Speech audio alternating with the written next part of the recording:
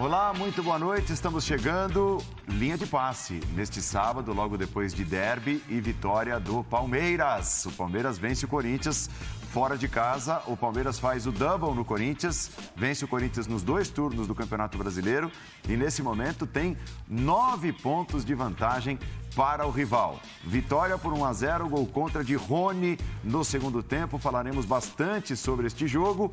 Teremos 2 horas de linha de passe pela frente. Linha de passe é a nossa hashtag para você participar. Desde já, você é o nosso convidado especial. Estamos chegando com Mauro Naves, Paulo Calçade, Jean Oddi, Leonardo Bertozzi. Com você, fã de esportes, pela nossa hashtag. Ao longo do programa, vamos apresentar as entrevistas dos 2 técnicos, as justificativas do Vitor Pereira, o Abel Ferreira falando de mais uma vitória do Palmeiras. O Palmeiras deslanchou e agora terá semanas boas, semanas livres para trabalhar, olhando só para o Campeonato Brasileiro, antes de mais para frente se concentrar nas semifinais também da Conmebol Libertadores. Linha de passe, a nossa hashtag. Jean Oddi, muito boa noite, deu Palmeiras. Repito, parece um time encantado. Pois é. Boa noite, Paulo. Boa noite, companheiros. Deu Palmeiras. É a vitória, eu diria, com o maior peso do Palmeiras nesse Campeonato Brasileiro até aqui, por todas as circunstâncias, né? A gente está falando de um Palmeiras que joga fora de casa contra o arquirrival Corinthians, um arquirrival que é, nesse momento, vice-líder do Campeonato Brasileiro. Um Palmeiras, evidentemente, que vem de uma maratona, de um esforço sobrenatural de ter jogado contra um time como o Atlético no meio de semana com um jogador a menos e depois com 2 jogadores a menos por 15 minutos. Um time, evidentemente, desgastado, mas mesmo assim o Abel optou pela escalação quase que do time titular, poupou um jogador apenas, né, o Marcos Rocha.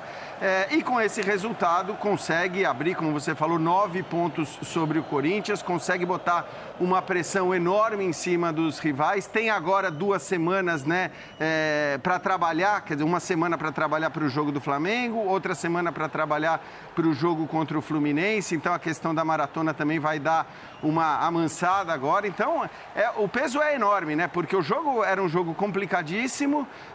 Você tem os rivais, né, o Flamengo, que a gente vê como principal rival, jogando em casa nesse final de semana, então com boas possibilidades de fazer os 3 pontos e uma derrota poderia achatar demais a tabela do Campeonato Brasileiro. Não foi o que aconteceu e os motivos, a discussão sobre o jogo, a gente vai falar bastante durante essas 2 horas.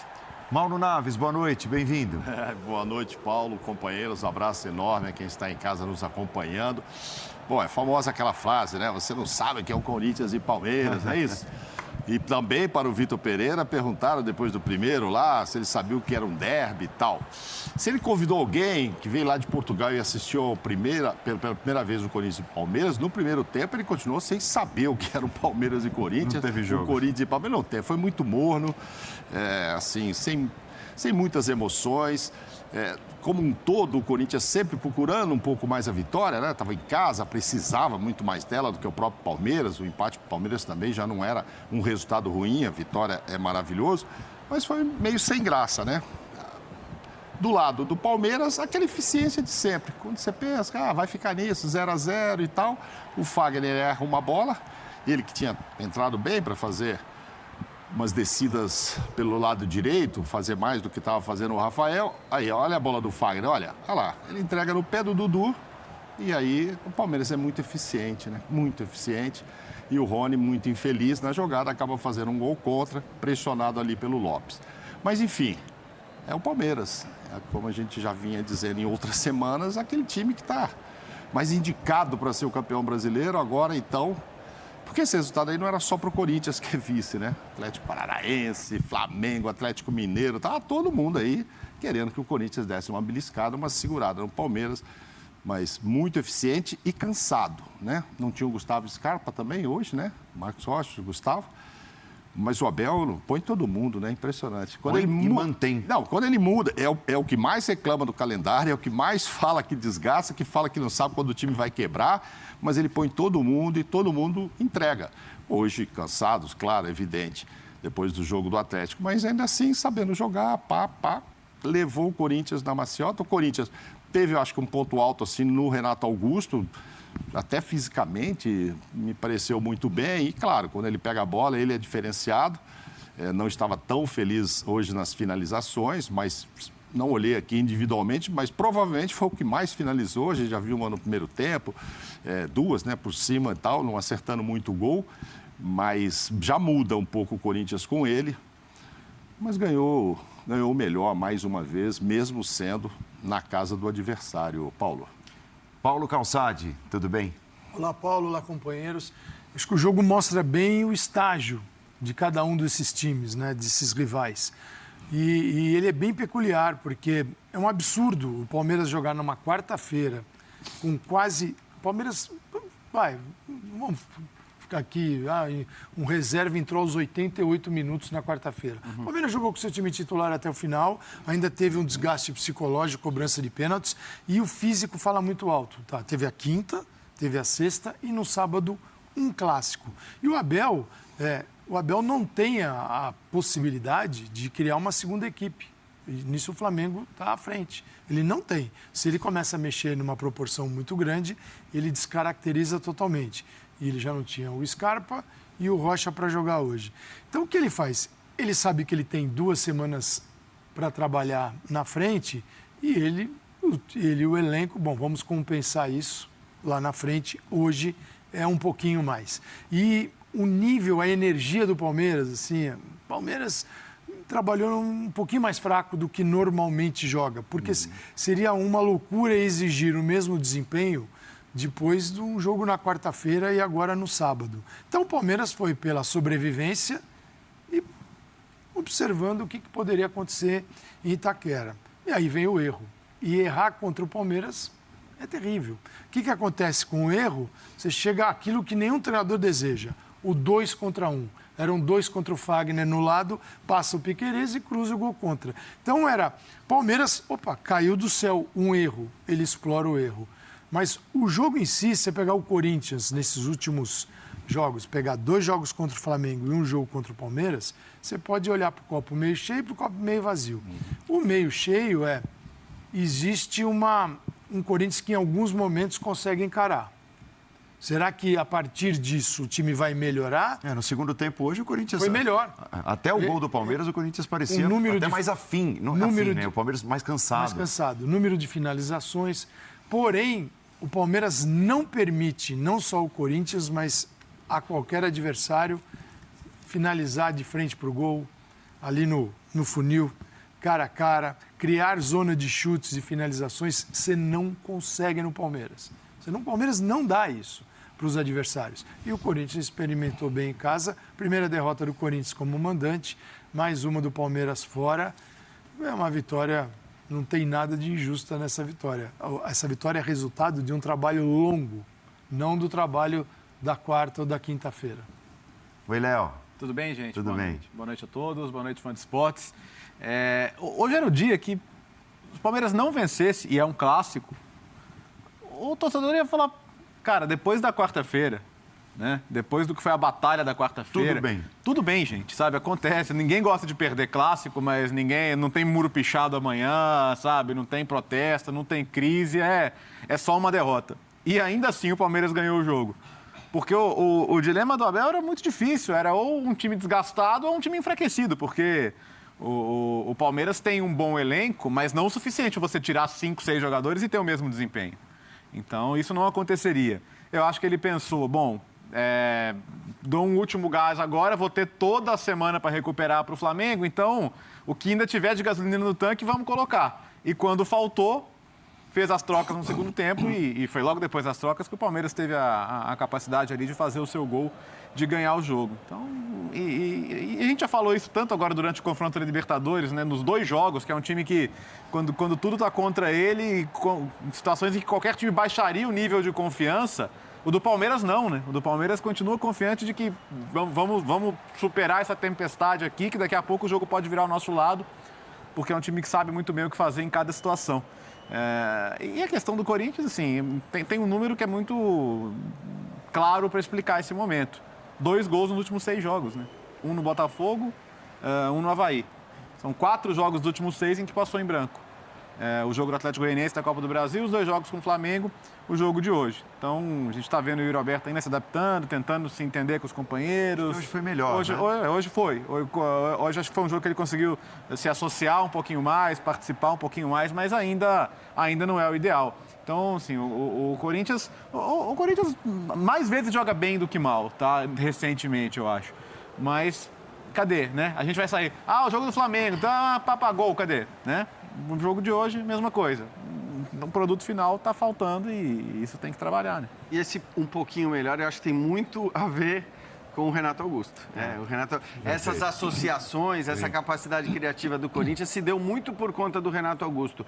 Eu acho até que o Corinthians foi ligeiramente superior. Eu entendo, Mauro, dizer, quer dizer, foi um primeiro tempo com poucas chances, de fato, e tal, mas eu acho que o Corinthians foi ligeiramente superior ainda no primeiro tempo, né? Vamos dizer, as suas chances foram mais claras. O Palmeiras tinha muita capacidade de trocar passes, de conseguir ficar com a bola quando queria, mas não estava sendo um time incisivo. E estava para mim muito claro também, à medida que o tempo ia passando, que a questão física estava pesando demais para os caras, né? Alguns jogadores não conseguiam exercer as funções que costumam exercer com a mesma intensidade, falando do Rony, do Veiga, do próprio Dudu, e não à toa eles acabaram, todos eles, saindo do jogo. Eu achei, sinceramente, que o Abel fosse mudar mais para essa partida, porque foi uma loucura tão grande o que aconteceu na quarta-feira que eu imaginei, cara, ele vai trocar uns 5, né? E ele, na verdade, trocou um. Não, nós fora do ar, né? Lembra, acho que na quinta-feira, a gente esboçava aqui, né? Isso. O que ele pode fazer e tal para descansar mais jogadores. Exato. E nada, e saiu a escalação. Nada. E o Marcos Rocha ficou de fora. E hoje, basicamente, ele divide a titularidade com o Mike. Hora joga um, hora joga outro. O Mike, quando entra bem. E o Scarpa não jogou porque estava com um tornozelo desse tamanho, como ele mesmo publicou, né? É isso aí, poupado mesmo, foi só o Marcos Rocha, porque o Scarpa, se tivesse condições, provavelmente entraria, e ele fez falta, né? É bom que se diga, eu acho que a capacidade do Scarpa de criar hoje é a maior capacidade criativa do time do Palmeiras, então ele acabou fazendo falta, mas o time foi sentindo. E aí tem aquela história que o Calçade estava falando, contra o Palmeiras você não pode falhar. O Palmeiras falhou uma vez ali, acho que foi o Piquerez do lado esquerdo que tentou sair, entregou uma bola para o Corinthians, e o Corinthians não foi letal na falha do Palmeiras, talvez a única que o Palmeiras teve no jogo, uma partida extraordinária, sobretudo do Gustavo Gomes, mais uma vez, né? Mas da zaga de uma maneira geral, acho que o Murilo também foi muito bem. E aquela história, quando o Corinthians falhou, e o Corinthians não falhou muito no jogo, mas na hora que falhou, o Palmeiras fez o seu gol. E para mim a falha, aí para fazer justiça, porque é claro que o Rony está apanhando muito mais do que o Fagner, até porque o Fagner tem muito crédito com a torcida do Corinthians e o Rony não tem crédito nenhum.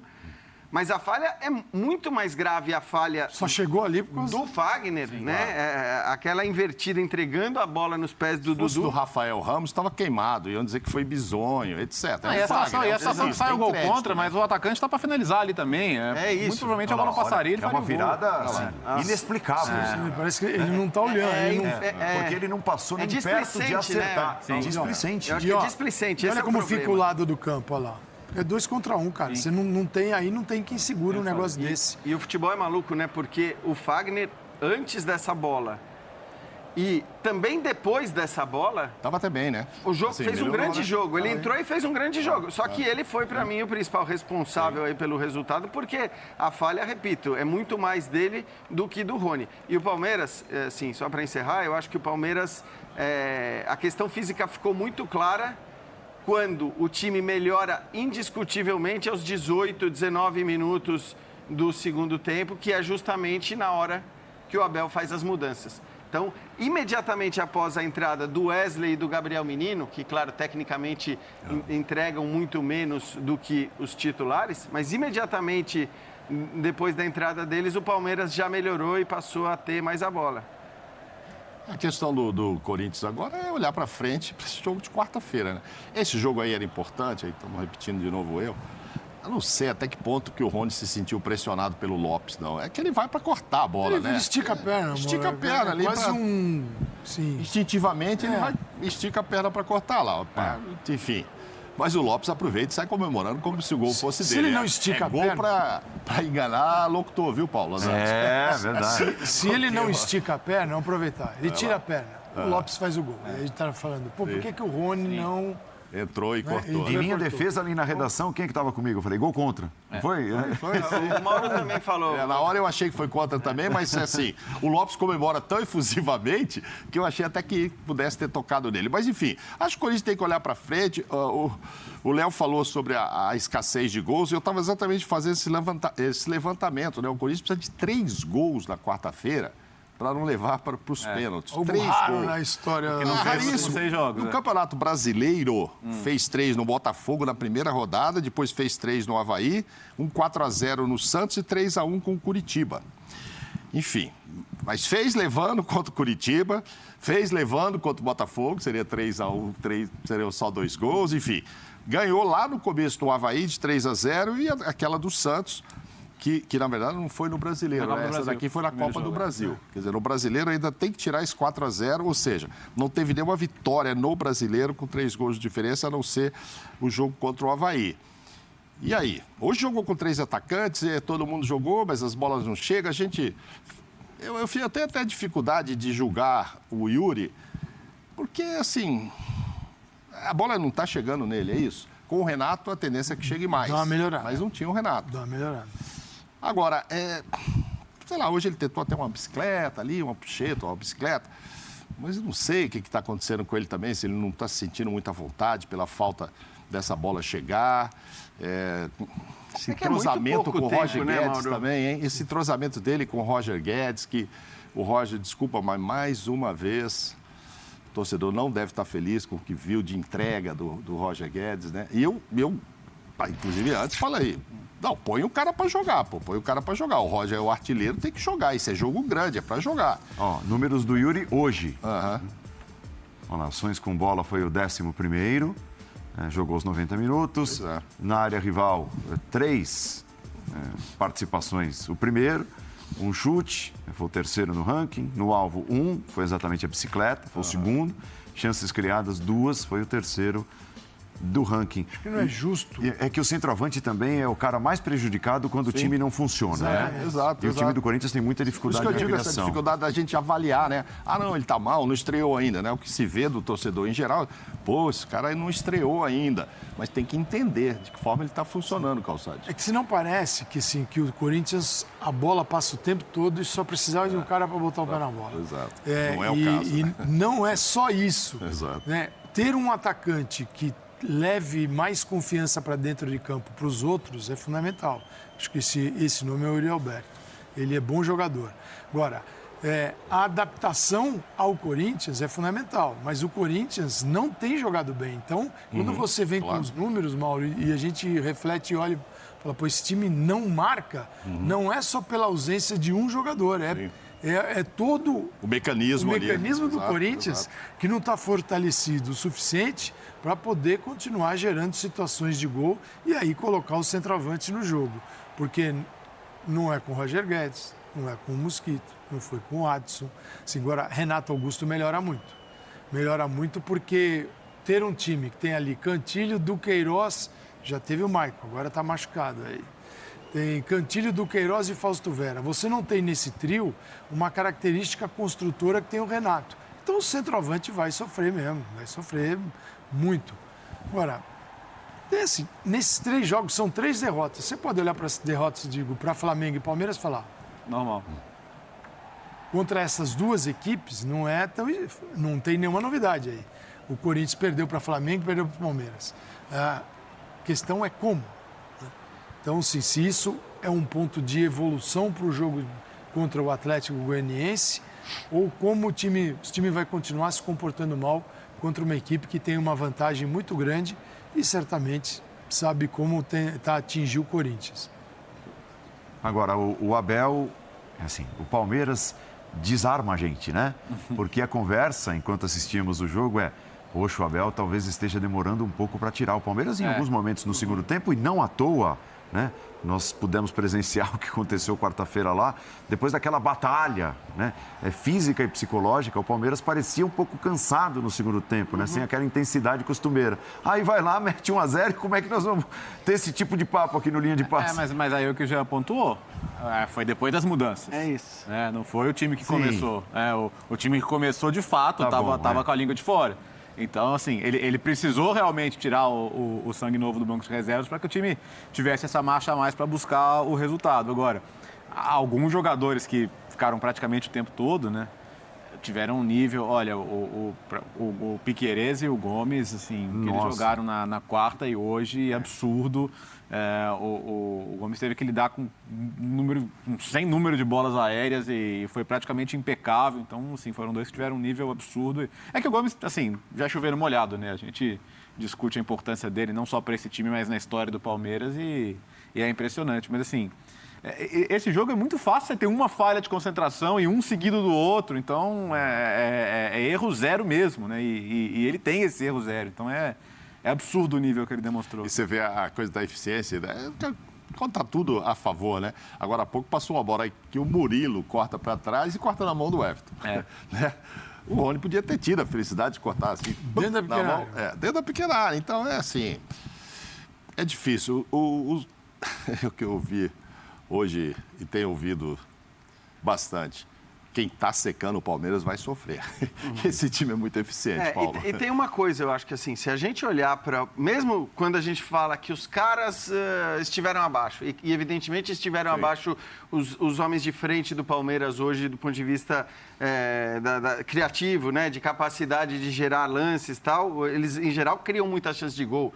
Veiga, Dudu, Rony... Mas mesmo quando eles não fazem isso, é impressionante o número de desarmes que eles fazem, é impressionante a capacidade de recomposição, é impressionante a entrega para o time, que seria, teoricamente, e muito mais difícil nas condições físicas em que eles estavam. Então, a capacidade defensiva do Palmeiras também tem muito a ver com essa entrega dos jogadores. Agora, respondendo a sua pergunta, eu até acho, e aí aquela história, assim, que... Pelo que a gente viu e por quanto o Palmeiras melhorou aos 17, 18 minutos do segundo tempo, justamente no momento em que faz as mudanças, talvez a gente possa até dizer, será que o Abel não podia ter mexido um pouquinho antes, não podia ter mexido de repente no intervalo para voltar? Mas é aquela coisa, né? Você volta do intervalo, os caras teoricamente pegaram um gás e aí você dá aquele último sprint de 10, 15 minutos. Mas para mim, hoje, ficou claro o cansaço, como a gente está escrevendo aí. E claro, o Abel só fez o que fez também, porque ele tem, como disse o Calçade, uma semana livre. Aí a gente entra naquela questão... Se ele jogasse Copa... Se tivesse a Copa do Brasil... Aliás, eu arrisco dizer, Paulo, que dificilmente, se o Palmeiras tivesse continuado na Copa do Brasil, ele teria os pontos que tem nesse momento. Porque a escalação contra o Ceará, e foi um jogo, no fim, complicado, pelo menos na sua reta final, não teria sido aquela. Não teria sido. Teria sido uma escalação pensando no jogo de meio de semana. E talvez hoje também não fosse. Talvez fosse um time miseravelmente bem mais... É impressionante. O futebol brasileiro, você precisa jogar alguma coisa na lata do lixo, e grande, hein? Não é que você olha assim e fala assim, eu tenho o estadual, eu tenho a Copa do Brasil, Brasileirão e Libertadores. Não, sabe isso aqui agora, primeiro é a joia da coroa, o resto é o resto. Olha, o Abel falou isso sobre a temporada passada, né? Depois, evidentemente, fazendo a avaliação sobre a temporada, ele falou que talvez aquela queda na Copa do Brasil, inesperada, tenha ajudado muito o Palmeiras na temporada passada. Ele vai construir uma gordura para o brasileiro que não vai ter aquele dilema perto da Libertadores. Perto da Libertadores, quem quiser descansar, descansa, cara. Quem ele quiser descansar, no caso. E essas semanas agora, que são duas, né, seguidas, antes de pegar o próximo compromisso, são contra adversários teoricamente diretos, sei lá quem é direto hoje. Está falando Atlético Paranaense, Fluminense. Ele descansa, pega o Flamengo. Ele descansa mais uma semana e pega o Fluminense. Então, e o jogo do Flamengo agora? Vamos ver como vai ser o Flamengo na rodada, tá? Mas o Palmeiras pode... o jogo em casa. O Palmeiras pode negociar um empate nesse jogo com absoluta tranquilidade, cara. Flamengo, você que vai ter que vir aqui ganhar de mim. Um confronto direto, você está jogando sua vida aqui. Né? Então, o Palmeiras entra nesses próximos confrontos com a situação muito confortável. Muito confortável. Não vou dizer que o campeonato já acabou. Acho que o Flamengo tem uma capacidade absurda de se bobear, ganhar tudo até o final do campeonato, porque tem jogador para trocar e manter o nível alto. Mas fica nessa situação, né? Esse jogo contra o Flamengo, ele tem essa característica. O Palmeiras não precisa sair de cara pro vento, né? Digno de nota também, o Palmeiras já ganhou no Campeonato Brasileiro do Corinthians, fora de casa, do São Paulo, no Morumbi, não foi? e do Santos na Vila Belmiro. Verdade. E venceu os 3 clássicos contra o Corinthians no ano. E não existe mais a possibilidade de um quarto clássico entre os dois, porque o Palmeiras já está fora da Copa do Brasil, onde ainda está o Corinthians já está fora da Libertadores, onde está o Palmeiras, e os jogos dos 2 turnos foram disputados. Que sobra, hein? Que sobra nos clássicos. E esses jogos, eles têm um ingrediente a mais, um elemento a mais, né? Eles têm um significado a mais quando você consegue não dá para limitar, dizer, mas o Palmeiras é mais forte. Não. Ponto, Isso, né? não tem, exatamente. Até porque, historicamente, quantas vezes eles já se enfrentaram e quem estava pior ganhou, e quem era pior ganhou. A situação dali para frente, né? Então, assim, são jogos muito indefinidos, independentemente dos momentos que os times vivam. E também vamos falar, né? A gente estava falando do Corinthians até agora. Esse Corinthians está longe de ser um Corinthians horrível, o pior Corinthians dos últimos tempos. Não é isso. É um Corinthians, claro, que teve muitos problemas, mas é um Corinthians que tem qualidade técnica no seu elenco, que teve muitos problemas físicos, que não consegue ter um time base para chamar de seu e dizer, pô, esse é o time do Corinthians. Mas é um Corinthians que tem qualidades. Então, eu acho que, de fato, essas vitórias nos clássicos também, elas acabam trazendo, no aspecto moral, no aspecto anímico, uma coisa além, né, dos 3 pontos para momentos, eventualmente, cruciais da temporada.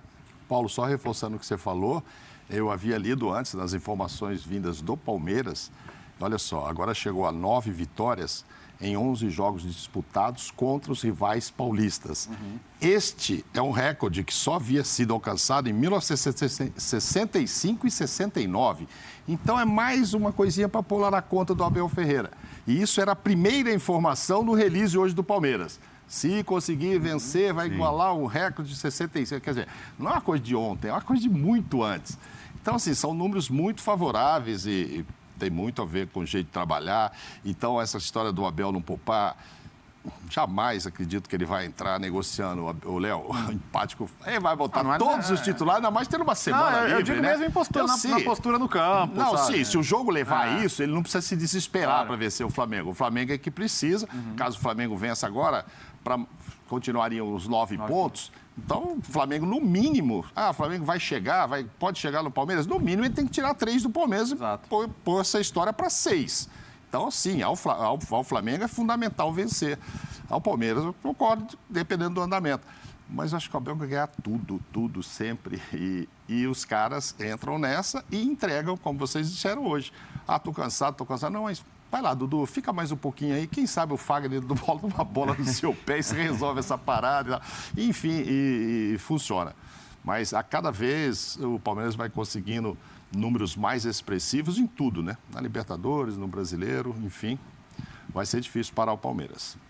E assim, a gente projetava, né? Olhava para esses 3 jogos contra Corinthians, Flamengo e Fluminense, como jogos exatamente enfrentando o Palmeiras, adversários diretos. O primeiro já foi. Então, quer dizer, se o Fluminense vencer na rodada, é o que pode acontecer de pior para o Palmeiras, serão 7 pontos na primeira posição. Pois é. Isso. É muito ponto. É muito. Para a abertura de segundo turno. Porque não é aquele São Paulo que, quando fez 7 pontos com o Diniz, abriu o bico. A consistência desse time não leva a gente a imaginar que o Palmeiras, com 7 pontos, não usufrua dessa vantagem. A vitória de hoje é uma vitória que diminui a pressão. Claro que a pressão e a importância do jogo contra o Flamengo é gigante, contra o Fluminense é a mesma coisa, mas é evidente que você olha, né, e todo mundo estava olhando, e a gente aqui nas mesas redondas estávamos olhando dessa maneira, você olha para o bloco de 3 jogos. Sim. E se pergunta, como é que vai estar ao final dessas 3 próximas rodadas? Porque a coisa podia estar completamente diferente. Então, se o Palmeiras perde hoje do Corinthians, ele tem um confronto direto com o Flamengo, que se o Flamengo vencer amanhã, o Flamengo poderia diminuir de 9 para 3 pontos a diferença do Palmeiras. Exato. E isso já não pode acontecer. Sim. Então, é claro que ganhar hoje do Corinthians, até do ponto de vista da pressão colocada em cima dos 2 próximos confrontos, dá uma aliviada, sem dúvida alguma. Daqui a pouco nós vamos apresentar a entrevista do técnico Abel Ferreira, tá? Que você vai poder observar as entrevistas dos 2 técnicos, dos técnicos portugueses. Falando do português do Corinthians, me parece viver a sua fase de maior pressão, né? Porque o Corinthians é eliminado da Libertadores, perde o derby e tem 2 gols a menos que o adversário num duelo daquele campeonato que o Corinthians ainda pode ganhar, né? Pode ganhar. Para tirar na quarta-feira. Ele chegou para decidir as 3 competições, as 2 de mata-mata, Libertadores e Copa do Brasil, como vice-líder do Brasileirão. E ele corre o risco de ficar fora dessas 2 de mata-mata e perder também a vice-liderança. Começar a deixar escapar isso. Ele pode cair para quinto, dependendo da combinação. Deixa a situação. Quer dizer, enquanto você lutava em 3 frentes, ele estava ali. Agora, as coisas podem mudar para ele radicalmente, até porque tem uma mudança de comportamento de clubes, de contratações, de entradas, saídas na virada de turno. E isso pesa para o Corinthians. O Corinthians não tem Mantuan. Mantuan estreou, jogou e fez gol. Ele estaria jogando hoje. Não tem gol, faz falta, porque também perdeu o William, que não estava jogando um grande futebol, mas era um jogador que, numa condição normal, jogaria o derby. Isso pesa. Mas se ele cair fora da Copa do Brasil, o que aumenta, não é que aumenta a pressão. Pressão, acho que ele está o tempo todo. E a pressão para esse tipo de treinador é um pouquinho diferente. Até porque ele tem um contrato até dezembro. A não ser que aconteça. Vocês não estão felizes? O que você quer dizer com isso? Um pouco diferente. Não é um pouco diferente. Eu acho que eu entendi, vamos ver. É diferente essa pressão pelo cargo, até porque o trabalho, o olhar dele inicial foi um olhar até dezembro, ou melhor, até novembro, né? Quando termina o Campeonato Brasileiro. Não é aquele treinador que está precisando, poxa, eu preciso aqui passar e terminar bem porque eu quero mais 1 ano, mais 2, quero ficar aqui. O Abel veio com este desejo para o Brasil. O Vitor Pereira não veio. O Vitor Pereira, sim, vai me surpreender a notícia de Vitor Pereira ficar no Corinthians para 2023. Mas ele falou que vai pensar. Ele já falou que vai pensar. Pelo próprio não interesse dele, eventualmente. Poxa, claro. Você olha, você lida com o caos diariamente. Sim. Quais são os times que são capazes de suportar essa loucura que tem aqui? Quais são hoje? O Palmeiras, que tem... o Palmeiras não é organizado dentro de campo. Só. O Palmeiras reflete dentro de campo uma organização que tem fora. O Flamengo também voltou, recuperou a fazer isso, algo que já tem do lado de fora, ele leva para dentro de campo. E o Corinthians ainda está arrumando a casa. Então você olha para o Corinthians, ele tem muitos problemas. A ponto de jogador fala, quero ir embora, tchau. O outro que não queria sair foi obrigado a sair para trazer o Roberto, o Mantuan. O Mantuan não queria ir embora. Ele foi convencido a sair. Mas você acha que quando ele assinou o contrato com o Corinthians, ele não imaginava que seria assim? Paulo, no Brasil você pode imaginar, mas você nunca vai conseguir alcançar a realidade. Uma noção da realidade. Só experimentando. Você fala assim, não é verdade. Ô, Calçade, me falavam que isso aqui era o caos. A gente, às vezes... Mas nesse nível... que nós estamos há 10 anos, 20 anos falando as mesmas coisas, e às vezes a gente se surpreende com a nossa capacidade de ser amador no tratamento dos profissionais do futebol. Então, eu acho que é isso. Assim. Primeiro que, para mim, é muito claro. Você pode fazer críticas específicas, pontuais, mas se o Corinthians, porque já estava se falando disso nessa semana, se o Corinthians demitisse o Vitor Pereira, estaria fazendo uma bobagem do tamanho do mundo, mas eu estou com o Calçade. Eu acho que, olhando para ele, olhando para como ele encara as coisas, as pressões, ele e o Abel, embora sejam diferentes em vários aspectos, na escola de treinador, na maneira como... Eles têm muita coisa parecida. E acho que qualquer um que está acostumado com um ambiente mais decente de tratamento de profissionais do futebol, chega aqui e fica impressionado. E esses caras, se eles se encherem demais das bizarrices que a gente costuma aplicar no tratamento de treinadores especificamente, eles vão pegar o boné e... O motivo é que o Abel não sofreu essa pressão, porque ganha, né? Não, então, é óbvio que a diretoria vê de um jeito, a torcida vê de outro jeito, mas também, dependendo do comportamento da torcida, ela influencia o que a diretoria vai fazer. Queda na Libertadores. Contra quem? Quando o Flamengo, como disse o próprio técnico, um choque de realidade, o Flamengo muito melhor. Então não dá para dizer, não, vou te demitir que você perdeu para o Flamengo. Perdeu para o Palmeiras hoje. Um time muito melhor. Foi em casa, etc. O torcedor vai lá pressionar, mas há de entender. O que pesa ali é o Atlético Goianiense. Ali pesa. Mas já se sabe que Duílio e companhia, presidente e diretores não têm a menor intenção de demitir o Vitor, independentemente do que aconteça na quarta-feira. Até porque, vou fazer o quê? Quinta-feira eu vou trazer um cara para terminar Se isso 15 passou na rodadas, 16 para mim.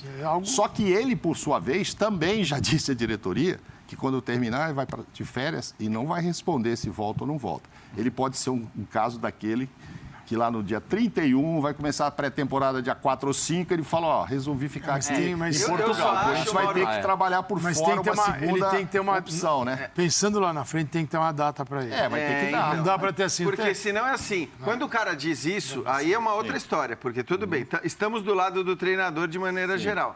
Mas quando o cara diz isso, a impressão que dá, sinceramente, porque aí ele já vai ter vivido todos esses meses de futebol brasileiro, ele já vai saber como as coisas no aeroporto ele já poderia dizer, não vou voltar, a passagem é só de ida, né? Se não dá a impressão de que ele está saindo de férias, esperando para ver o que vai pintar na Europa, mas é mais ou menos dizer isso. se ele vai ficar uma coisa meio Jorge Jesus. Aí não dá. Mas se bobear é mais ou menos isso mesmo, né, já? Eu vou dar lá uma olhada no mercado lá e tal, já sei dos problemas daqui, o que vão me oferecer lá? Um time de terceira divisão, não quero. Mas lá ele pega meio de temporada, ele pega pepino. Por isso que ele vai ver o que tem lá. Se ele pegar também, um time em janeiro, ele não está pegando nada. Até o Manchester United se chamar em janeiro é pepino. Nossa. Mas que tá, né? Nossa, Você que vai por Oriente Médio, né, Calçade? Aí... Bom, então ele tá aí é o oposto daqui, né? Aí a grana é o dinheiro e o trabalho lá é tranquilo. Eu acho que isso já, depois de 3 anos de China, eu acho que essa parte ele já cumpriu. O que ele precisa primeiro que a gente tem uma temporada diferente da temporada europeia. Então, se ele chegar com a conversa de, olha, até julho eu garanto, também não serve para o Corinthians. O Corinthians não pode ter um treinador que você pode estar muito bem ou pode estar muito mal em julho. Todo mês começa, o treinador vai embora. Todo mês é janeiro, né? Todo mês é janeiro. Poderia, pensando nisso, dá para trazer. Mas ele teria que ter alguém com compromisso de 1 ano. E o ano nosso de futebol não bate com o ano europeu. Sim. Então, esse é um primeiro problema. O outro poxa, eu estou no meio do caos. E eu estou num clube dos mais organizados, eu estou no Palmeiras, eu estou no Flamengo. Não estou. Isso tem um peso também. Porque ele vê as coisas do jeito que funciona no Corinthians. Outro peso, o Corinthians estará na Libertadores do ano que vem? Bom, e depende muito agora, dele independente, também. Aí ele vai ter que... Se não der um empate entre Flamengo e Atlético Paranaense, o Corinthians já perde uma vaga para um ou para outro. Se o Fluminense ganhar amanhã, o Corinthians fica abaixo deles. Então já estamos falando de quarto. Entendeu? Aí começa os outros... Vai chegar em dezembro, vai ter essa análise. Mas aí, na Libertadores, vai ter um se ele não conseguisse isso, vamos dizer, ficar numa posição de brasileiro que ele leva... Aí não merece continuar. Aí não merece. Aí, eu só posso dizer uma coisa. Aí a diretoria compra a passagem só de ida para ele. Só pode dizer um negócio. Eu acho que isso vai acontecer. Só dá para dizer uma coisa para você. Se ele estiver na Libertadores, vai estar aqui. Se ele estiver na Sul-Americana, vai estar aqui também. Então, nos canais Disney. É a única certeza. Fez o nosso comercial. Mas se ele estiver com o Campeonato Português, vai estar aqui também. Se ele for para o Espanhol, vai estar aqui também. Se ele for lá fazer companhia para o Jorge Jesus, vai estar aqui também. Então não tem problema. Qual é o trio atacante do Palmeiras? Scarpa, o titular. Scarpa, Rony, Dudu? Sim. Onde está o Mantuan? Onde está o Jô? E onde está o William nesse momento? Você entendeu a questão? Porque em determinado momento esse trio que você citou parecia se desenhar como o mais adequado a ser o titular. Poderia. Aí por motivos diferentes, um foi ameaçado pela torcida, está feliz e foi embora, o William. O Jô resolveu voltar a ser o Jô do passado. Tchau. Também, Mantuan. Para trazer o centroavante, eu preciso liberar aquele que o português não quer liberar, que o cara joga em todos. E já mandaram, claro. O Zenit não é trouxa. Já mandaram com o preço fixado de 10 milhões de euros, né? Então, daqui a pouco ele pode estar valendo até mais. Mas, assim, é uma desorganização por uma série de motivos que dá uma esfriada no trabalho de qualquer treinador. Não é algo que o Abel Ferreira tenha que conviver. Não tem que conviver com isso. E ele... Por que o Abel não botou o time B do Palmeiras hoje? Porque o time B do Palmeiras seria muito diferente. E ele tem dúvidas a respeito do funcionamento. Se fosse uma outra equipe, o que ele faria? Como ele tem feito no Brasileiro, às vezes. Eu deixo 5, 4 no banco. No segundo tempo, esses 4 entram, saem os outros. E ele mantém os 11 titulares em atividade divididos em 2 tempos. Não dá para fazer isso num clássico.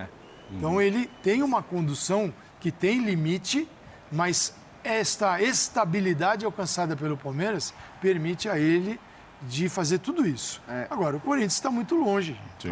Essa é uma... E claro que essa diferença ela tem a ver com o tempo de trabalho dos dois, né, Calçade? Porque o que aconteceu?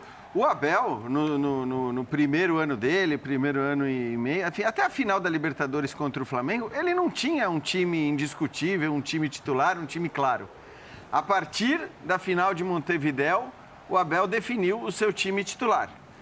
E aí, com base em qual era o time titular, ele falava, bom, beleza, nesse jogo eu vou tirar 3, nesse jogo eu vou tirar 4. Ele raramente tirava mais de 4 jogadores do time titular. Então, passou a ser muito claro quando o Abel Ferreira estava poupando e quando ele não estava poupando. Quando ele poupava mais, quando ele poupava menos.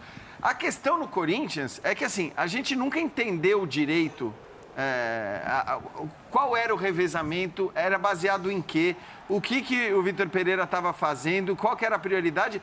Talvez porque ele mesmo não tenha chegado, assim como o Abel não tinha chegado no primeiro ano e meio, não tenha chegado a definir qual é o seu time ideal, quais são os melhores, como a equipe funciona melhor. Então, eu acho que teve uma rotação muito grande no Corinthians, em grande parte das vezes uma rotação forçada por lesões, por ausências, por caras machucados e sem condições físicas, mas em outras baseado, sei lá no que, entendeu? Assim, ele estava procurando e talvez esteja procurando até agora qual é o time ideal do Corinthians, quais são os 11. Não tenho dúvida disso. Então vocês acham que assim, o Vitor Pereira, Léo, está fazendo o que pode?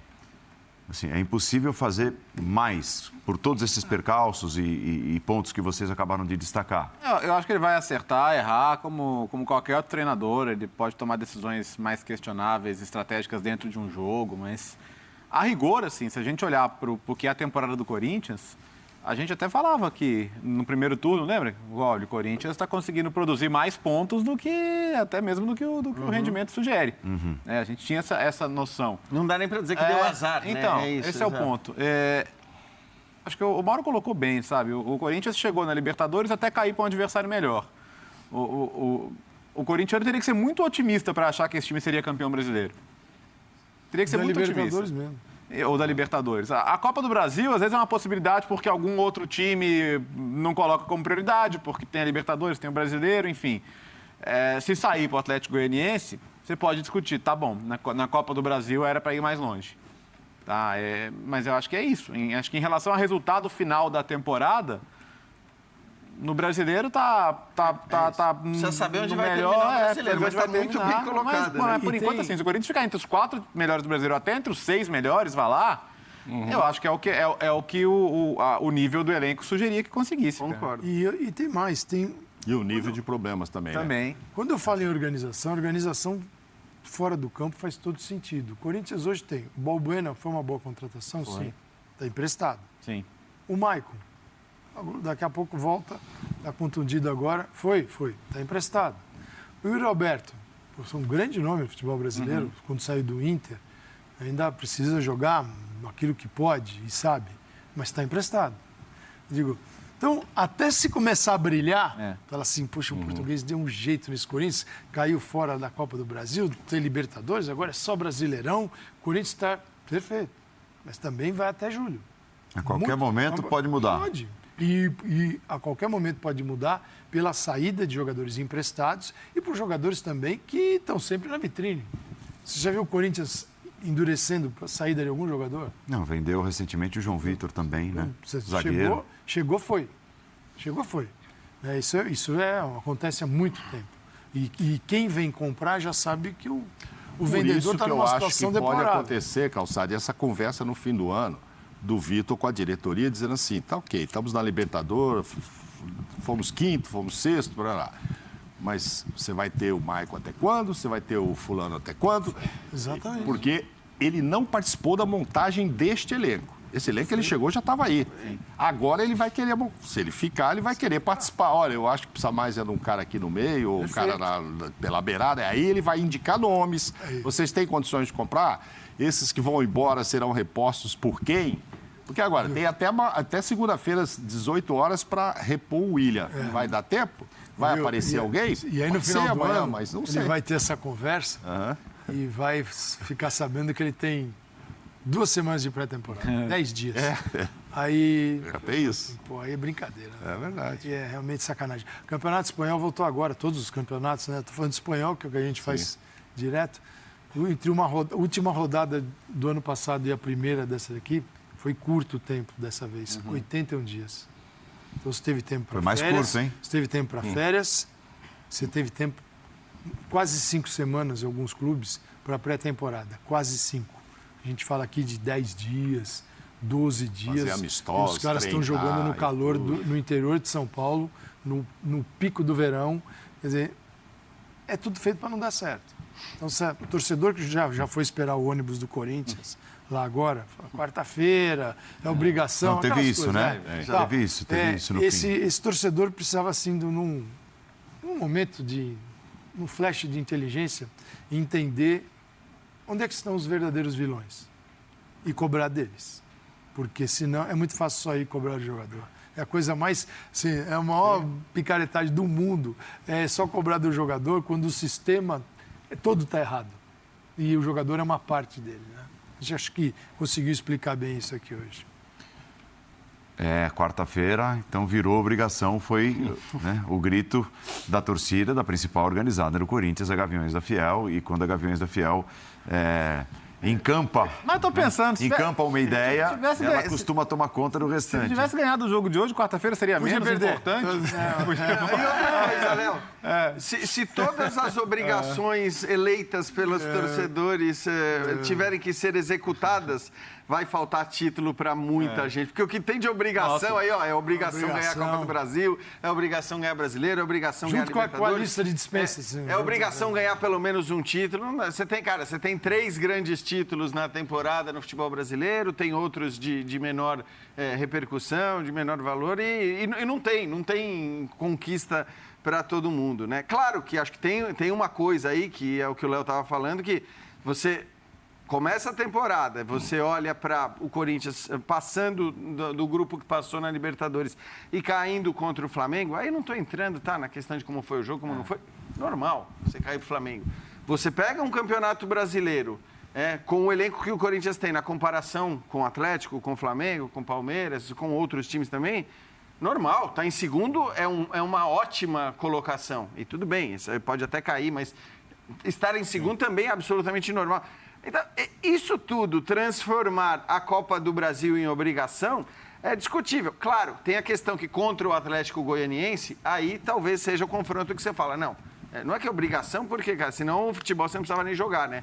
O Corinthians tem mais time, tem mais elenco, é obrigação de jogar diferente do que jogou o primeiro jogo lá, e eu acho que isso já aconteceu já, né? Depois daquele jogo em que deu até o atrito entre um jogador e o técnico, ao ele falar, o time estava jogando de barriga cheia, lembra-se que ele vinha de uma vitória contra o Atlético Mineiro, no Mineirão, e aí ele quis dizer que o time, vamos jogar de qualquer jeito aqui, que atropela o Atlético Goianiense, deu um atrito, o Duílio reuniu o jogador e o técnico, e está tudo bem já por isso, mas aí a gente passa a ver uma outra postura. Claro, também havia uma outra exigência contra um Flamengo, Libertadores, etc. Mas hoje também, quer dizer, já é um Corinthians que aí eu acho que isso vai acontecer na quarta-feira, mordendo, indo para cima, não aquele de barriga cheia que fez. Então a obrigação de jogar melhor agora, de vencer ou não, aí vai do jogo, né? Mas vai ser, esse aí, se não for com emoção, vai ser com tensão. Porque hoje foi. Não esperava emoção hoje, esperava tensão, né? Claro, derby é sempre sensacional, um Palmeiras e Corinthians. E não se teve tudo isso hoje, não se teve. Esse jogo aí vai ter outras características. E tem dinheiro também envolvido, você está falando aí, Calçade. Para vender, para comprar, isso aqui, o dinheiro também pesa muito. Abel Ferreira, vamos à entrevista do técnico do Palmeiras depois de mais uma vitória verde no derby, 1-0 para cima do Corinthians. Abel Ferreira falando no Linha de Passe. Uma semana de presentes para você que hoje é considerado o pai da família Palmeiras. Primeiramente, seu sentimento dos 2 jogos, né? Hoje já deu para perceber que o time realmente é muito firme, muito forte. E eu queria também chegar no detalhe, Abel, que você vai passar amanhã o Dia dos Pais com a tua família e com tuas filhas. E falar sobre essa relação de pai e família Palmeiras, por favor. Disseste muito bem, sou pai de 2 filhas só. Depois o que faço só é o meu trabalho. Mas quero já baixar toda essa empolgação, porque vocês aqui hoje estão a dizer que nós somos os melhores, amanhã não ganhas um jogo, estão a dizer que tu és uma porcaria. Não é? Portanto, vamos manter o nosso foco, e é isso que eu peço a todos os funcionários. Dá para fechar a porta, só assim eu não consigo falar. Se eles aí não estiverem calados, não vou conseguir falar assim.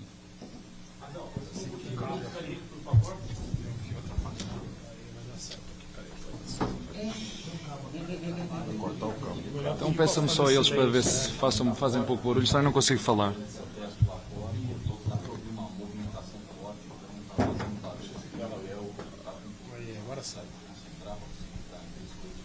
Ok. Como estava-te a dizer, temos que manter o foco, não é? Foco no nosso trabalho, foco na excelência do trabalho que se faz aqui dentro do Palmeiras e continuar o nosso caminho, porque não ganhamos absolutamente nada. Sabemos que somos uma equipa muito competitiva, jogamos da nossa maneira e é isso que nós queremos. Respeitar todos os adversários com coragem, foi isso que fizemos hoje aqui num estádio cheio, e os meus jogadores merecem mesmo jogar em estádios cheios. Foram capazes de impor o nosso jogo, de defender quando tínhamos que defender, de ter bola quando tínhamos que a ter e na minha opinião, fomos uma equipa muito competitiva, muito inteligente e uns justos vencedores. Podemos ter alargado, pelo menos ter a oportunidade para alargar esse mesmo marcador. Infelizmente houve uma falta que, na minha opinião, é só a minha opinião, e foi mesmo à minha frente, e como é à minha frente eu entendia que não era falta, mas como te digo, vou passar o Dia dos Pais com a minha família, sim.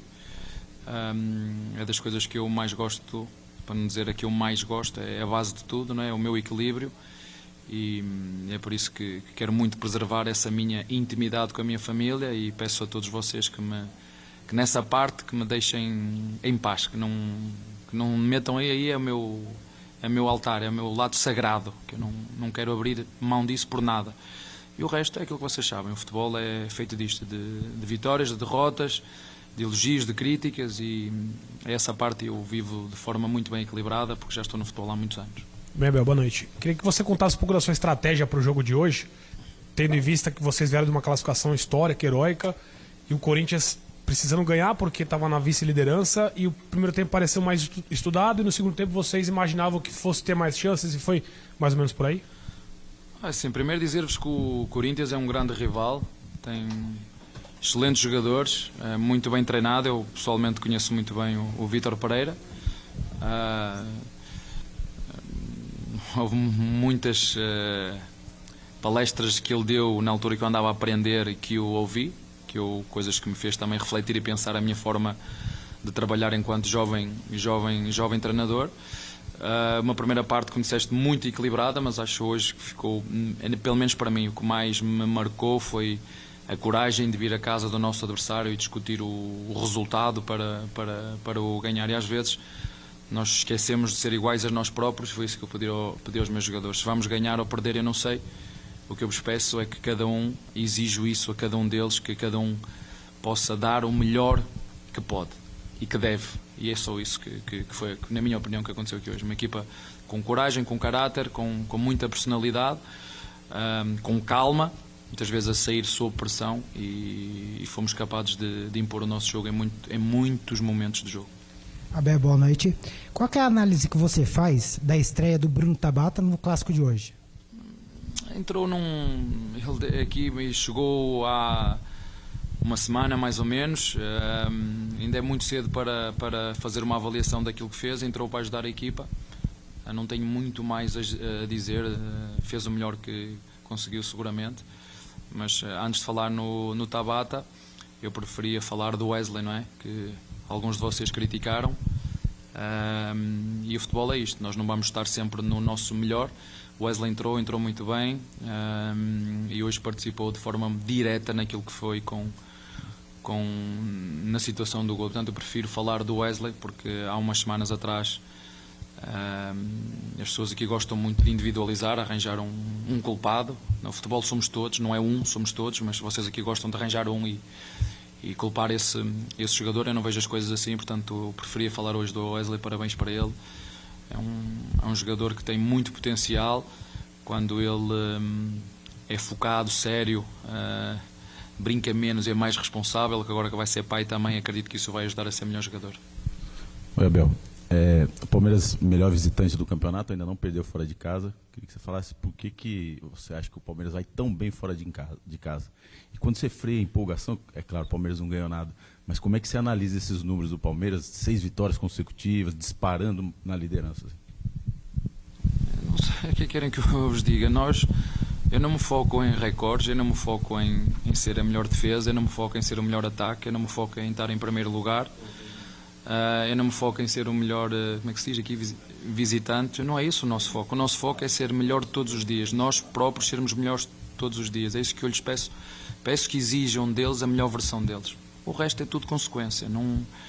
E mesmo assim há gente que não gosta, portanto, não é isso que me preocupa. O que me preocupa é que os meus jogadores se sintam felizes a jogar da nossa maneira, que se sintam capazes de, seja onde for, seja contra quem for, jogar para vencer, sabendo que não vamos vencer sempre, mas é isso que me enche de orgulho nestes jogadores.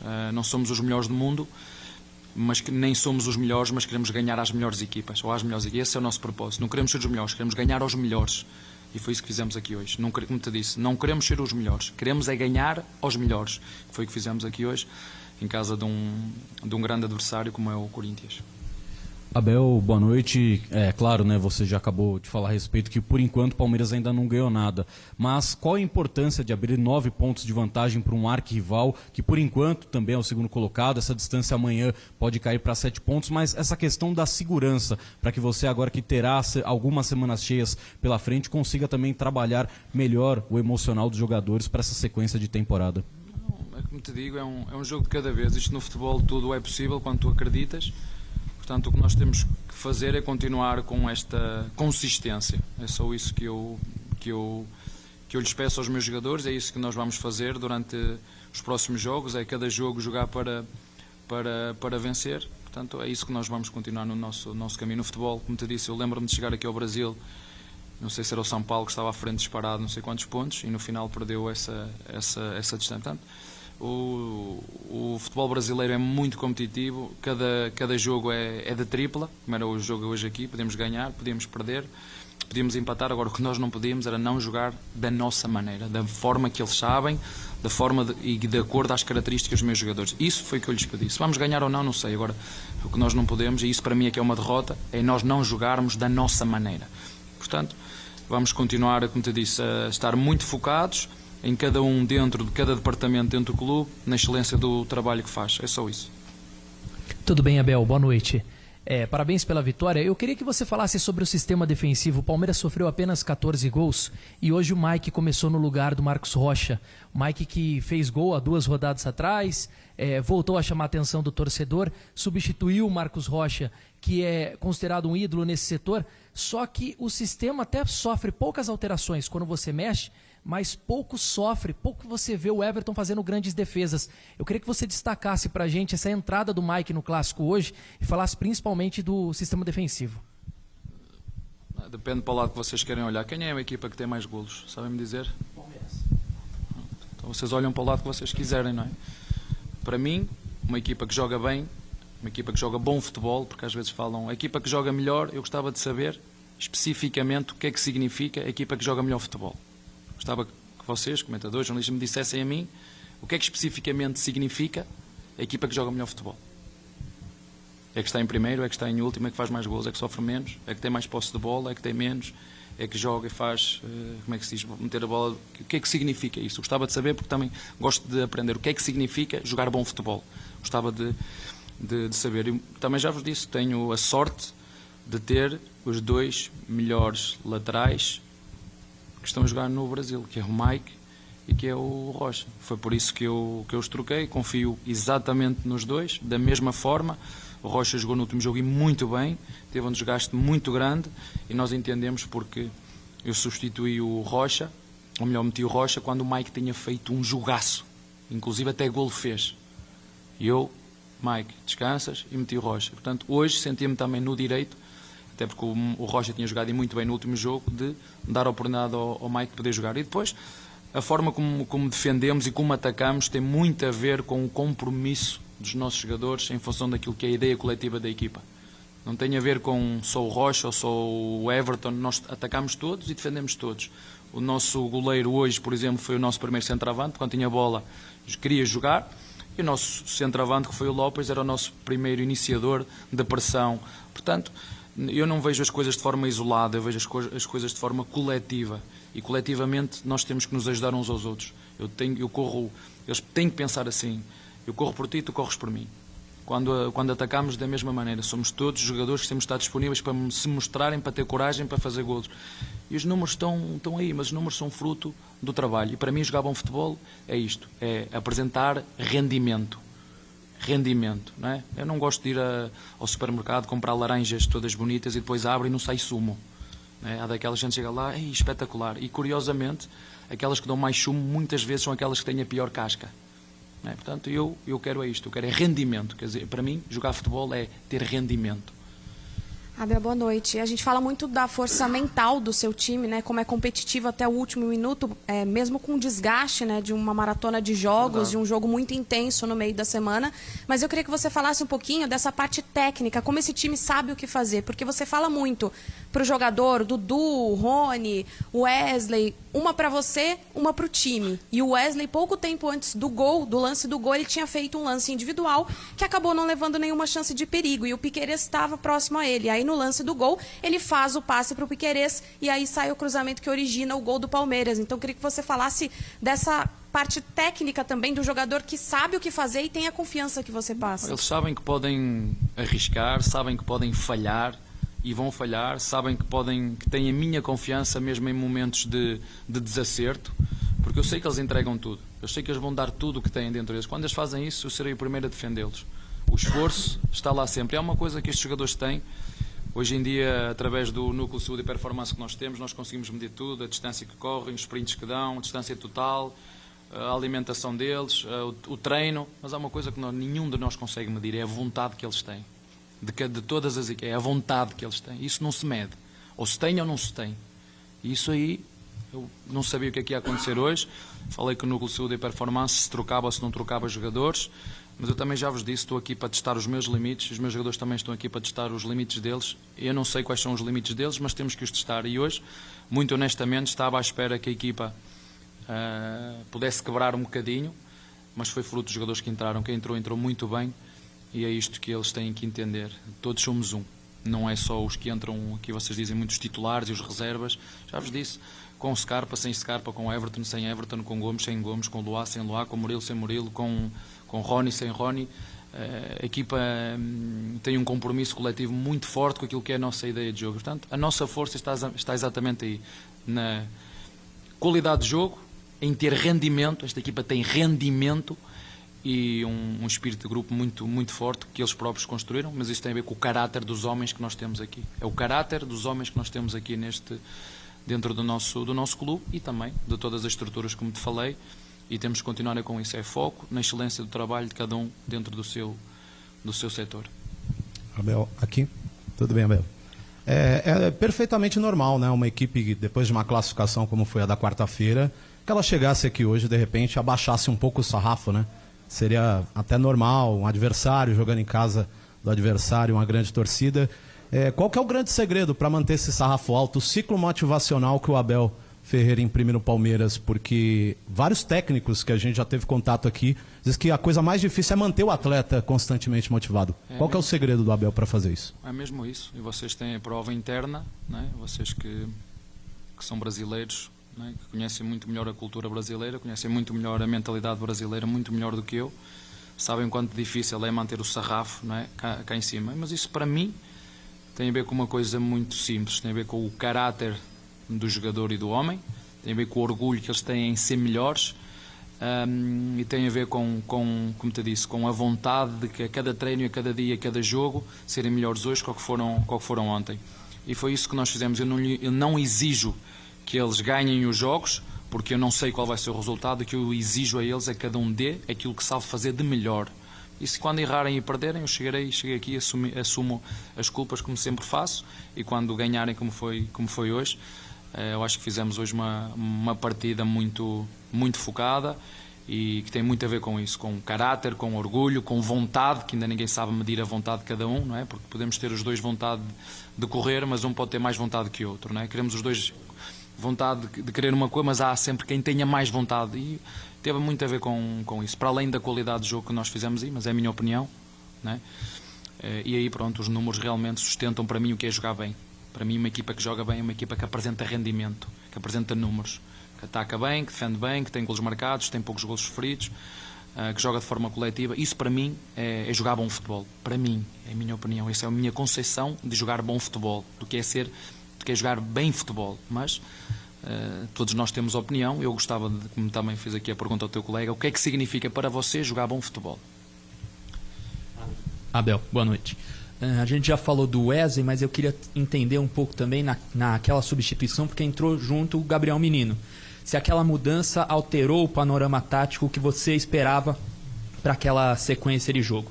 Olha, o Veiga era o jogador que o Veiga, o Dudu, eram os jogadores que eu mais temia que rapidamente que se desgastassem, porque fruto do desempenho que tiveram no último jogo de cumprir uma missão tática que normalmente não cumprem, que não é função deles, quer o Dudu, quer o Veiga.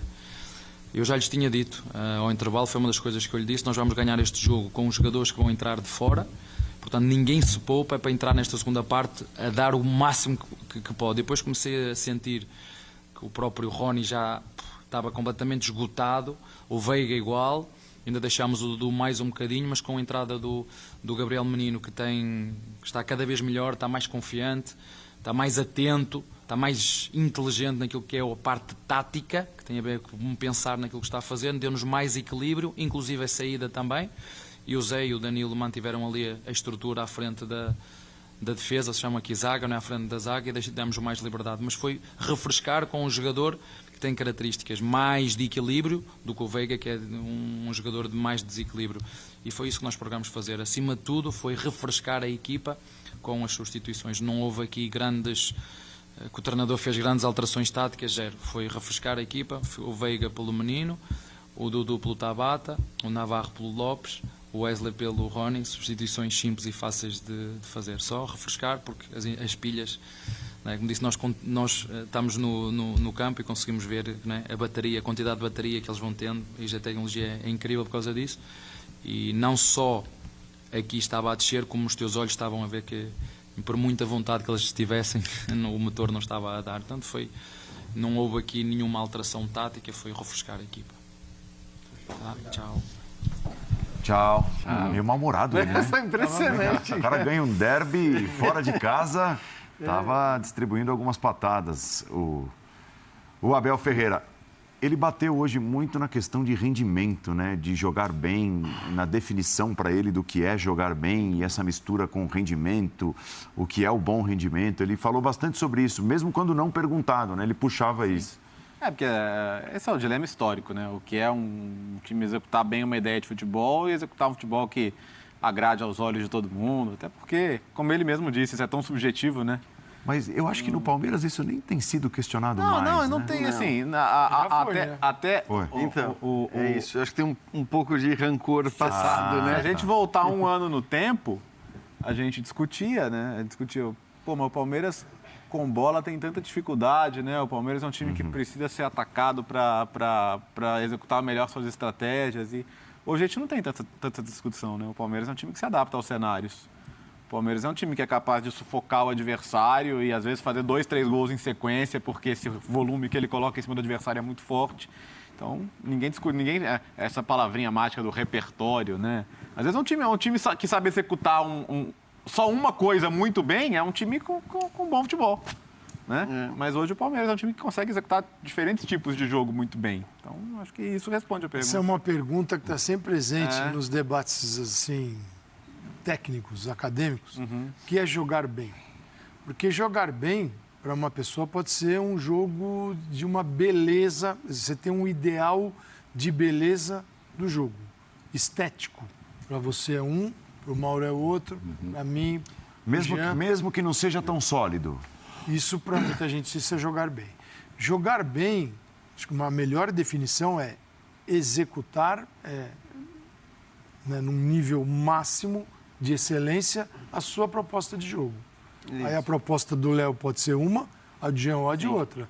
A do Jean Oddi é jogar com a bola 100% do jogo, porque ele acredita que quem tem a bola não está sofrendo a ação do adversário e tal, e ele acredita nesse jogo de posse.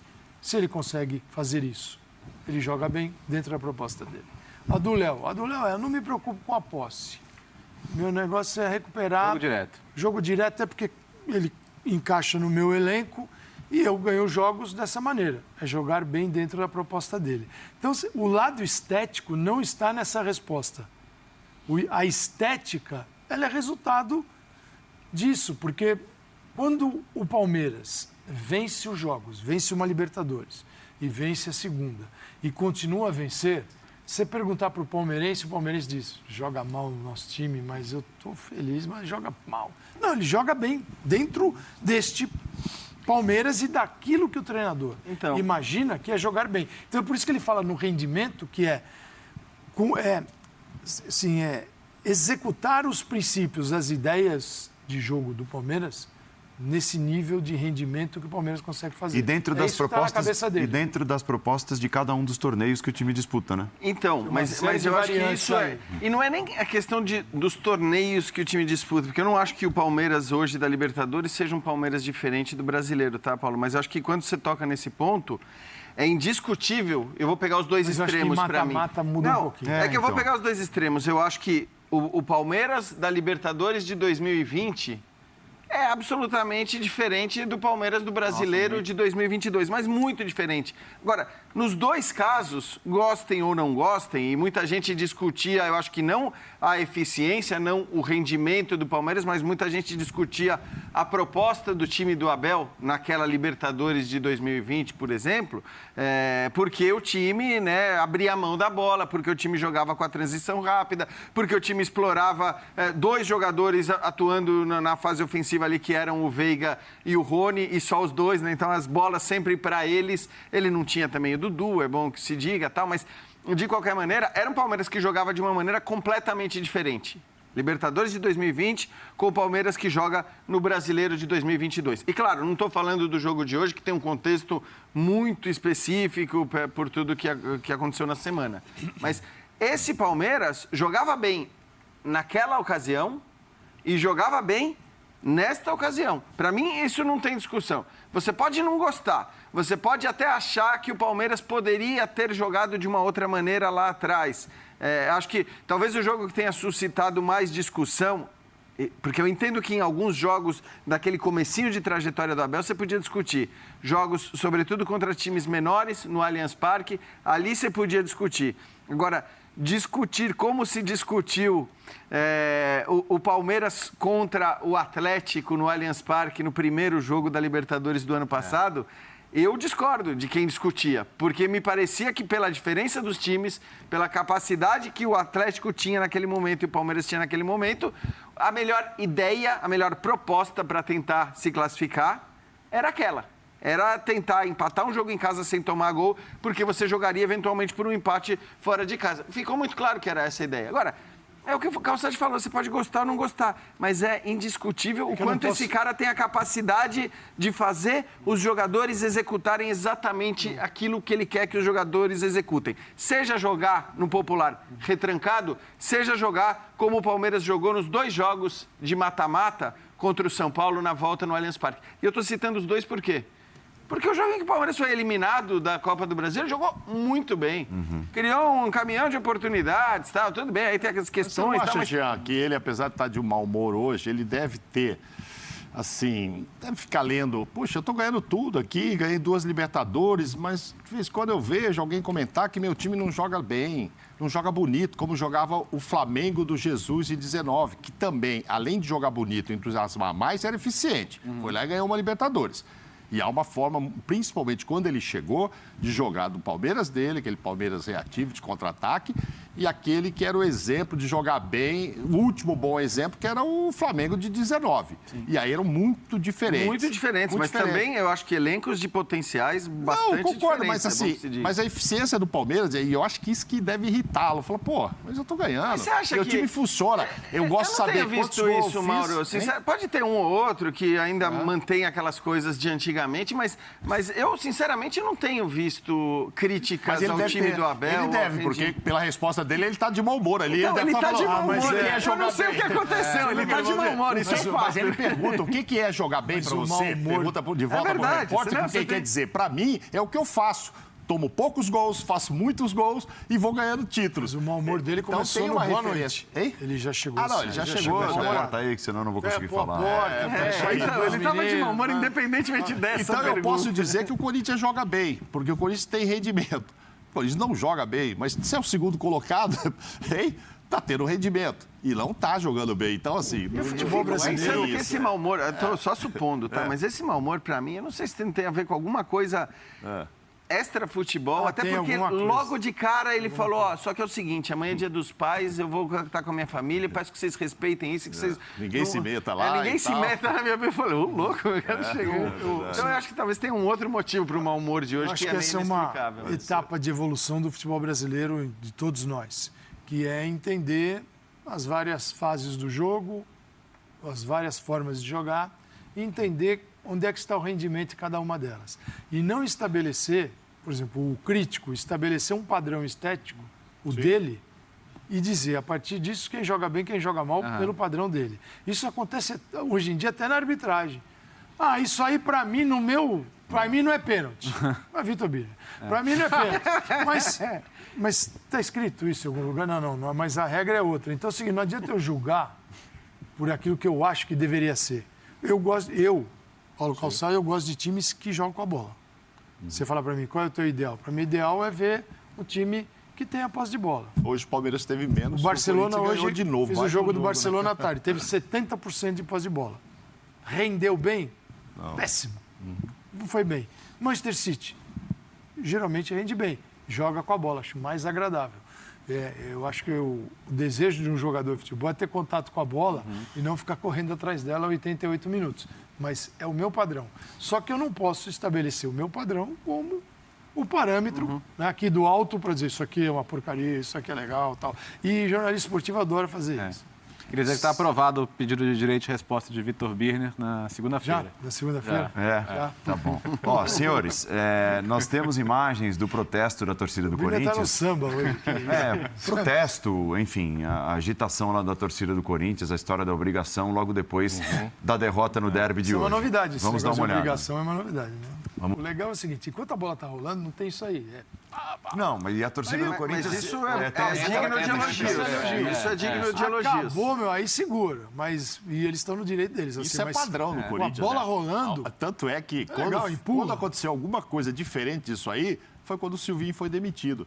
Que a diretoria viu o time sendo vaiado durante o jogo. Mudou o padrão. Mudou o padrão. Olha, então realmente eles não estão gostando do técnico. Porque o normal é isso.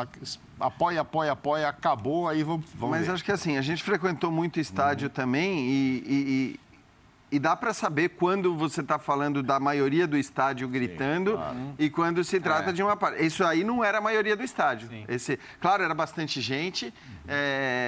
Eu acho que o mais importante é isso que o Calçado estava falando, até de durante o jogo, não faça isso, que você só vai atrapalhar o seu time, você só vai aumentar a pressão, não vai os jogadores. No final, quer manifestar a insatisfação? Eu acho que faz parte do jogo, o torcedor tem todo o direito, mas me pareceu também aí por esse vídeo que a gente acabou de ver, que não era o estádio todo gritando isso e nem acho que faria muito sentido tratar o time todo dessa maneira. Também seria estranho perder, você já veio com 2 derrotas para o Flamengo.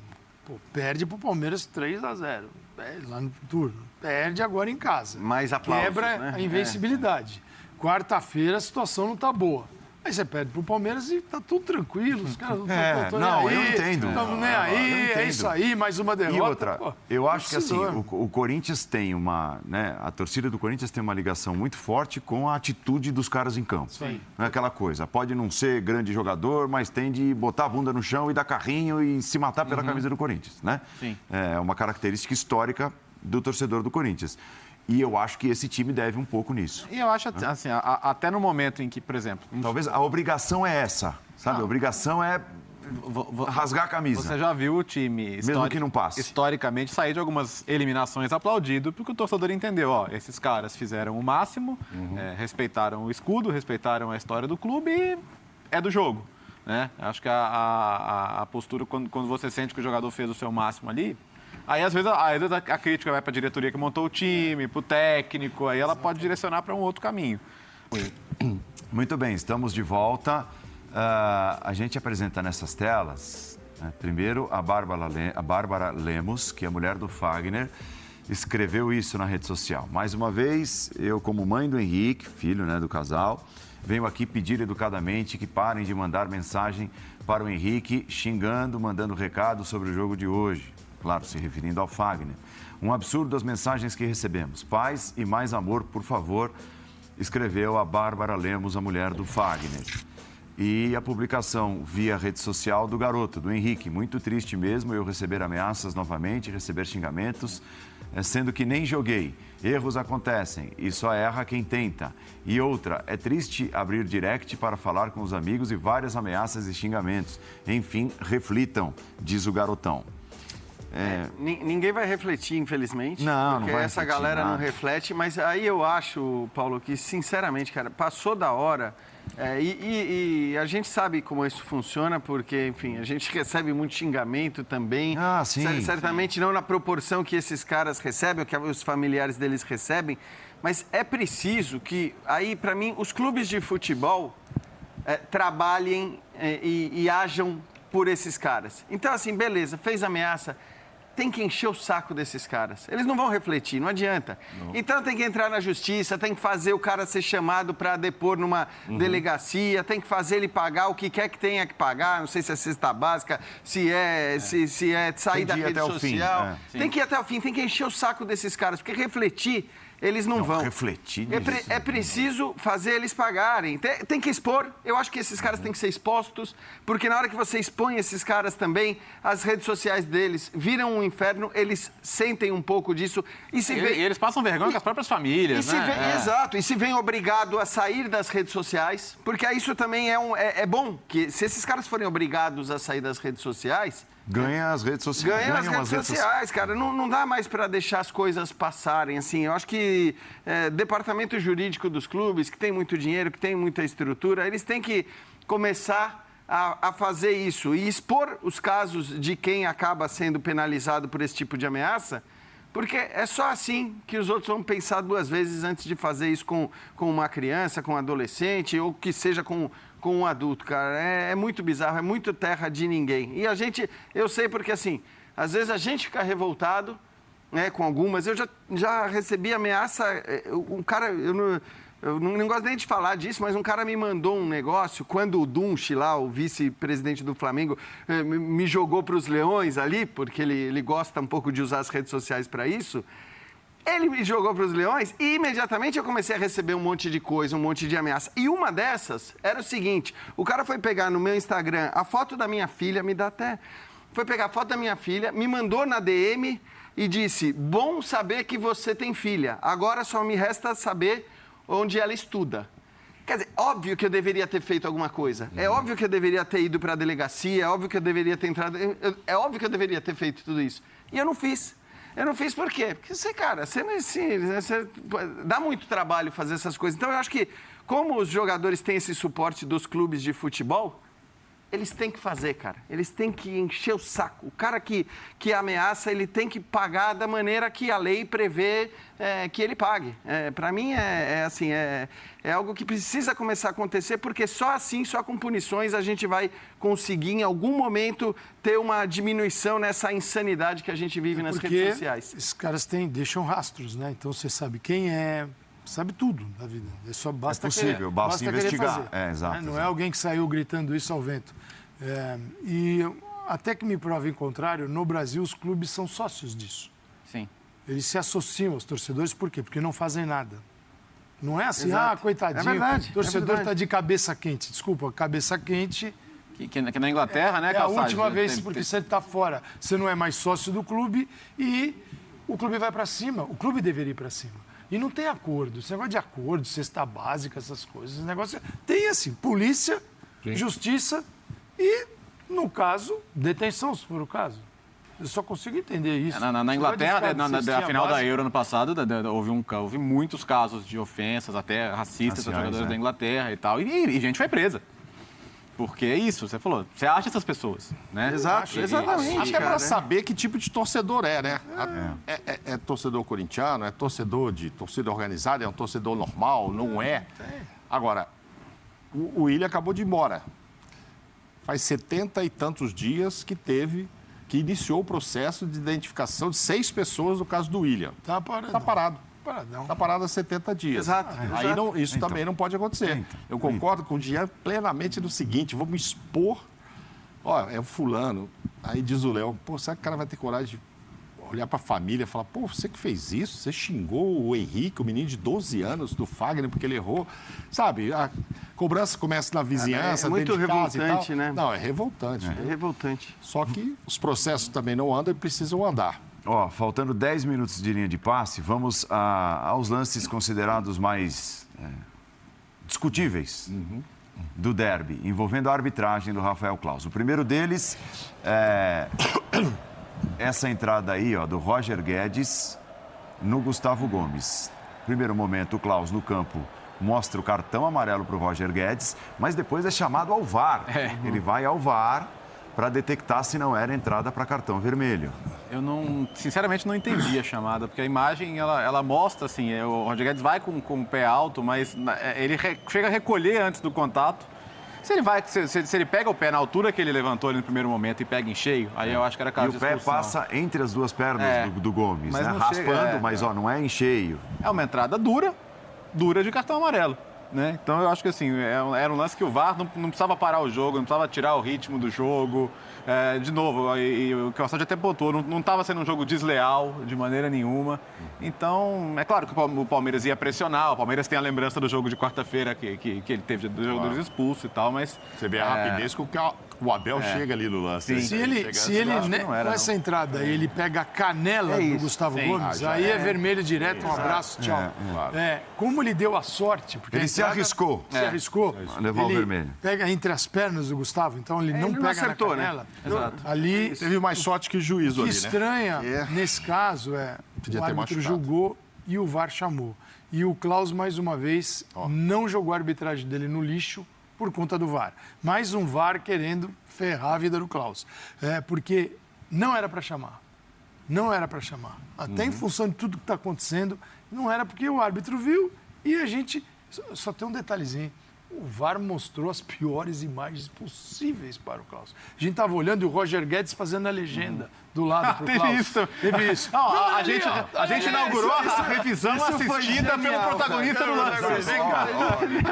Deixa eu só te explicar. Chega aqui, Claus. Essa imagem não trocou. A gente está sempre inovando aqui, né? Dá um cafezinho aqui pra gente assistir.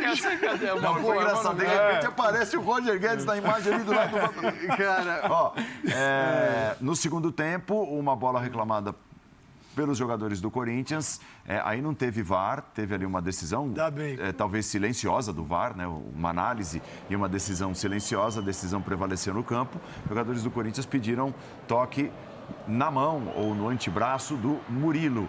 E a bola toca no antebraço do Murilo. Mas nós temos essas imagens que são imagens nossas, nós não temos ainda as imagens cedidas por quem tem os direitos de transmissão, mas pelas imagens mais detalhadas é possível ter a certeza de que a bola resvala primeiro no corpo do Murilo e depois toca no braço, né? Eu acho que isso faz toda a diferença. Não é de jeito nenhum caso de marcar, de chamar. Também. Até porque o braço dele estava aqui, né? Claro que se ele está assim, com o braço aberto aqui e resvala no corpo e bate no braço, aí é outro julgamento. Isso, mas aí é um lance que... Ainda bem que o VAR não atrapalhou a vida do Claus, que o julgamento foi perfeito. Para mim, ele tomou as duas decisões foram corretas. Não expulsar o Roger Guedes e não marcar o pênalti. Não, eu até vou... Vamos pular esse. Deixa eu apresentar o terceiro lance, Dimas, por favor, porque é um lance muito reclamado citado, inclusive, pelo Abel Ferreira, né? E reclamado pela torcida do Palmeiras. Seria o segundo gol. Eu acho legal, é importante a gente mostrar esse lance aí. Que esse talvez seja o lance mais, desses três aí, o mais importante. Que é a disputa ali do Bruno Mendes com o Navarro, né? E ele deu falta e não teve falta. Não teve. Acho que esse é o único erro. As outras duas decisões... Mas aí não cabe VAR, porque, enfim... Claro, ele apitou a falta. Exatamente. Não tem o que fazer. Não é erro do VAR, é erro do árbitro. Aí segue o jogo. Exato, porque o Bruno Mendes passa pelo Navarro, perdendo um pouco a passada. O Bruno Mendes, diga-se que fez uma ótima partida, e perde o equilíbrio, e o Navarro, ele toca na bola, ele dá um toquezinho à frente na bola, né? E ia sair ele para fazer o segundo gol com bastante liberdade. Aí é claro, né, Paulo, que assim, o peso desse erro acaba sendo muito menor, porque o Palmeiras estava vencendo por 1-0, ia vencer por 2-0, não ia mudar muita coisa, né? Mas tirando isso, quer dizer, porque tudo bem, poderia ter sido um gol pesado, mas tirando isso, eu acho que o Klaus fez mais uma arbitragem muito boa, né? Ele, de novo, conduziu muito bem o jogo. Tem um erro do Klaus aí, nas horas certas. nesse lance. A hora que repetir a imagem, o Klaus começa a correr muito tarde. Tá. Presta atenção, é um contra-ataque, ele já devia estar correndo. Ninguém é de tá ferro, parado, né? ó. Agora que ele vai acelerar. Um dos últimos lances do jogo. Ele tá muito longe. O Klaus também está cansado. Eu acho que ele acreditou que o Corinthians ia ganhar a bola. Mas verdade, ele não pode acreditar. O Klaus hoje em dia tem que apitar como se estivesse na Copa do Mundo. Ele vai pro Mundial. Intervalo. Até já.